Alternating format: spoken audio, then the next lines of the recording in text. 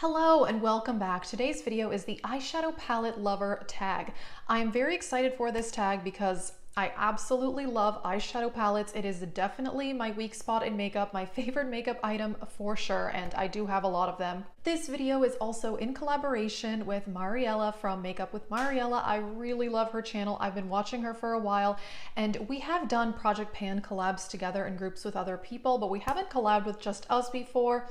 I really recommend her channel if you like project panning, shop my stash videos, but she does other type videos as well. She has an amazing makeup collection, and I also love her Shop My Stash series because she always has the most beautiful nails, so I just like seeing her nails. She is absolutely amazing. So we are collabing on this, so I will link her in the description box. Check her out. The actual tag was created by Angelica. I am really impressed with Angelica because I think these are really creative questions. There are a lot of eyeshadow palette tags out there, and I really do think that these are some interesting questions. I will link her below. I really have enjoyed her channel since I've discovering it through discovering this tag. I've seen other people do this tag, and that's how I first heard of Angelica, and I really do like her channel now as well. So I will link Mariela and Angelica in the description box. I'll also list the questions if you do want to answer them yourself, and let's get started. Alrighty, the first question is an eyeshadow palette that you regret not buying, and I actually did a video about whole products that I regret not buying, and one of them I mentioned was the Urban Decay Electric palette.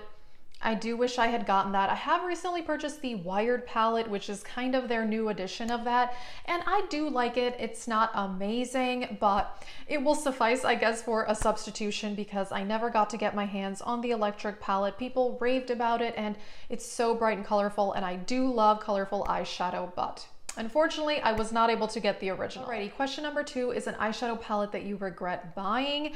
And this one I've talked about before. I actually have done a whole video about eyeshadow palettes I regret buying, so I'll link that if you want to hear more. But this is the Nabla Coral Cutie palette. This is a nice palette. There's really nothing wrong with it.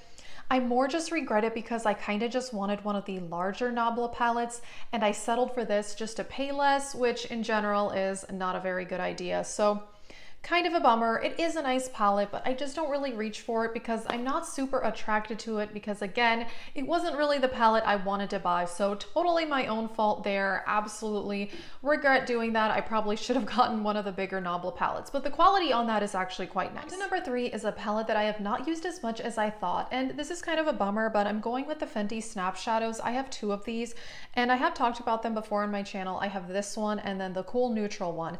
I actually like them. I think that the quality is nice, but for some reason I just don't really reach for them. I don't know. I think I'm just not super into these really mini palettes. I'm not sure. It's totally, you know, my own fault, but I like the quality and I really should use it. But yeah, somehow I think it's these mini palettes I'm just not attracted to. I think my favorite would be like a 10 to 12 pan palette. I don't know, tend to reach for those more, but yeah, sadly I don't use the Fenty Snap Shadows a whole lot. And question number 4 is a palette that I have used more than I thought, and that is the Tarte Toasted palette. I've gotten a lot of use out of this palette, and I've actually been using it a lot lately. I bought this kind of on a whim, I think last year in the Ulta 21 Days of Beauty when it was 50% off. And so I don't know, I don't think I had a major interest in it because I didn't buy it full price. I was more just kind of curious, and I really enjoy warm tones, but I have to say I have used this palette quite a bit, especially the matte shades, but I like the shimmers as well. And yeah, I've gotten a lot of use out of this palette. It's very nice quality. It's also perfect for fall, which I am excited for fall eyeshadow looks, and this is one that I definitely plan on using more. But yeah, I am surprised. I definitely have used this more than I thought I would. Question number 5 is my favorite half neutral, half colorful eyeshadow palette, and I decided to go with the Anastasia Norvina. I really do enjoy this palette, and I do love the color story.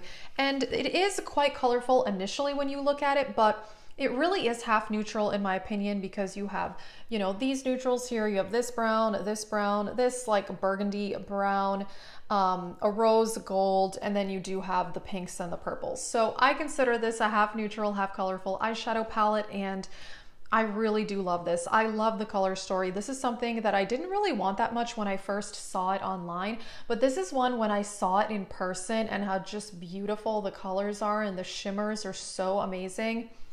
I knew I wanted it, and I've obviously used it a lot. I've hit pan on multiple shades, and I really enjoy this one a lot. Question number 6 is a palette I bought just for the packaging. And I have to say, I don't really have a palette that I bought just for the packaging because I try really hard not to do that, although it can be tempting. I will say though that when a palette, if I'm attracted to the color story and then it has nice packaging, then I am definitely more attracted to it for sure.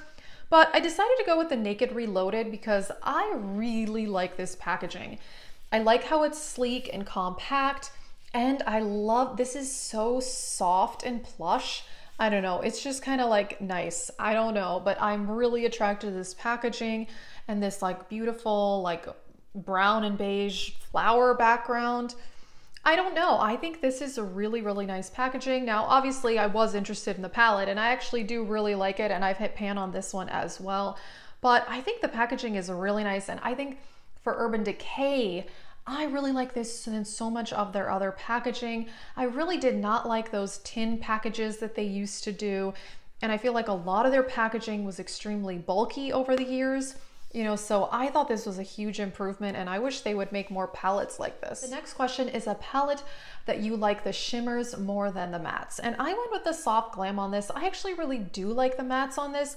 However, I do think that Anastasia's shimmer formula in their old like traditional packages, not the new Norvina line, their shimmers are a lot better than the mattes in my opinion. I like their mattes, I do, but they can sometimes be a little difficult to blend, and they're extremely powdery, which is fine with me because I really have to tap off my brush. But yeah, I don't know. I just feel like I have mattes that blend better from other brands over Anastasia. And I just love their shimmer formula. It's so smooth, and I like how there's little tiny little glitters and sparkles in them, but none of them, at least in the palettes I have, are like chunky glitter. And I've obviously hit pan on shimmers in this palette and a matte shade too, but I would say I like the mattes from Anastasia, but overall I do prefer their shimmers over their matte formula. And it's definitely not my favorite matte formula. It's just not as easy to blend as some other brands. Question number 8 is a palette that you like the mattes more than the shimmers, and that is definitely the Lorac Pro. I know I've talked about this before. I just really like this matte formula. It is quite powdery as well, like the Anastasia, but I do actually think that their mattes are more pigmented than Anastasia, and I do think that they just blend a little bit better in my opinion. The shimmers are nice in this palette, but nowadays, I like more sparkle. I like something a little bit more metallic, and I feel like Lorac, they're more subdued shimmers, which is perfectly fine and very, very nice, but it's just not my personal taste anymore. Definitely when this palette first came out, this was one of my favorite palettes ever. This is actually my second one.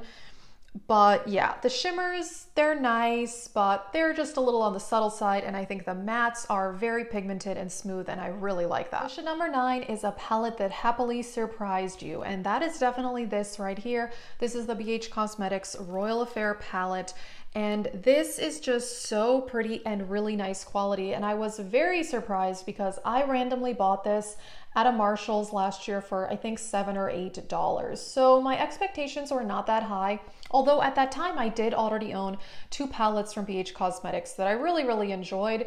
So I mean, I should have known that I would like this, but I was pretty weary about it considering how cheap it was, and at Marshall's I thought, well, if it sucks, oh well, it was only $7, but I am in love with this palette. It's probably one of my favorite palettes. I think the mattes and the shimmers are very, very high quality, and I'm so glad that I purchased this, honestly. And I'm pretty shocked by how good it is, especially how cheap I got it. But even when this was full price, it was around $18.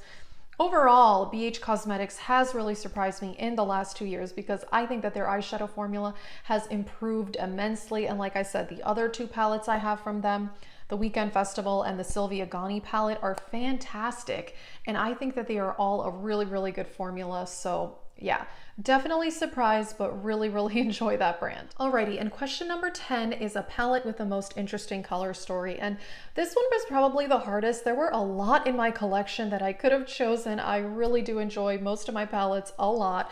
I ended up going with the So Jaded though. I just really enjoy the colors in this, and I do think that Kathleen Lights did a good job curating this. It is a larger palette, and I said that my favorite is usually like a 10 to 12 pan.